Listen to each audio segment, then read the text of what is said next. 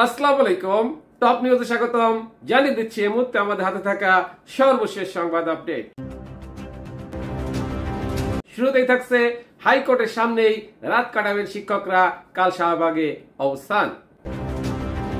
এরপরে থাকছে জাতীয় নির্বাচনের দিনই হতে পারে গণভোট, মির্জা ফখরুল।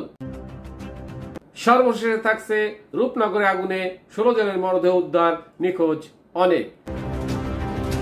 এতক্ষণ শুনলেন পত্রিকাগুলোর প্রধান প্রধান শিরোনাম, এবারে বিস্তারিত। হাইকোর্টের সামনেই রাত কাটাবেন শিক্ষকরা, কাল শাহবাগে অবস্থান। বাড়ি ভাড়া 20% বৃদ্ধি সহ বিভিন্ন দাবিতে বেসরকারি এমপিওভুক্ত শিক্ষকদের মার্চ টু সচিবালয় কর্মসূচি পুলিশি বাধায় হাইকোর্টের মাজার গেটে থেমে গেছে।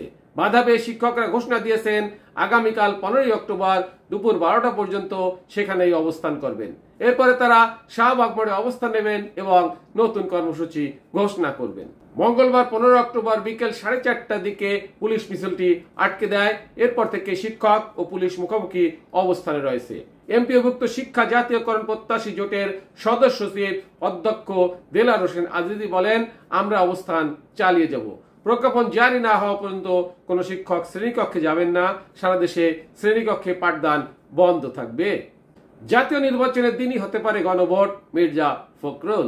জাতীয় নির্বাচনের দিনেই দেশে গণভোট আয়োজনের প্রস্তাব দিয়েছে বিএনপি। দলটির মহাসচিব মির্জা ফখরুল ইসলাম আলমগীর বলেছেন, গণতন্ত্রের বিকল্প শুধু গণতন্ত্র। জাতীয় নির্বাচনের দিনই গণভোট আয়োজন সম্ভব। মঙ্গলবার 14 অক্টোবর বিকেলে ঠাকুরগাঁও জেলা শিল্পকলা একাডেমিতে সদর উপজেলা ও রুহিয়া থানা বিএনপির বর্ধিত সভায় প্রধান অতিথির বক্তব্যে তিনি এই মন্তব্য করেন। মির্জা ফখরুল বলেন, গণতন্ত্র ফিরে পাওয়ার যে সুযোগ তৈরি হয়েছে তা যেন ভুলে হারিয়ে না ফেলি। দেশের মানুষ আর ফ্যাসিস্টদের দেখতে চায় না। তিনি আরো বলেন, আগামী নির্বাচন শুধু একটি নির্বাচনই নয়, এটি দেশের রাজনৈতিক ও অর্থনৈতিক ভবিষ্যৎ নির্ধারণ করবে। রূপনগরে আগুনে 16 জনের মরদেহ উদ্ধার, নিখোঁজ অনেক। রাজধানীর মিরপুরের রূপনগরের কেমিক্যাল গোডাউনে লাগা ভয়াবহ আগুনে নিহতের সংখ্যা বেড়ে দাঁড়িয়েছে 16 জনে। এ ঘটনায় এখনো অনেকের খোঁজ পাওয়া যাচ্ছে না বলে অভিযোগ করেছেন স্বজনেরা। অগ্নিকাণ্ডের পর ঘটনাস্থল আশেপাশে হাসপাতালগুলোতে নিখোঁজ স্বজনদের খুঁজে ফিরছেন অসংখ্য মানুষ। অনেকে প্রিয়জনের ছবি হাতে ধরে কান্নায় ভেঙে পড়েছেন। মঙ্গলবার 14 অক্টোবর ফায়ার সার্ভিসের মিডিয়া কর্মকর্তা তালহা বিন জসিম এ তথ্য নিশ্চিত করেছেন। তালহা বিন জসিম বলেন, রূপনগরে আগুনের মৃত্যুর ঘটনার সংখ্যা বেড়ে 16 জন হয়েছে। প্রথমে 9 জনের মরদেহ উদ্ধার করা হয়েছিল, পরে আবার 7 জনের মরদেহ নতুন করে উদ্ধার করা হয়েছে। এ ঘটনায় বেশ কয়েকজন আহত হয়েছে।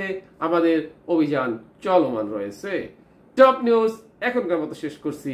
আল্লাহ হাফেজ।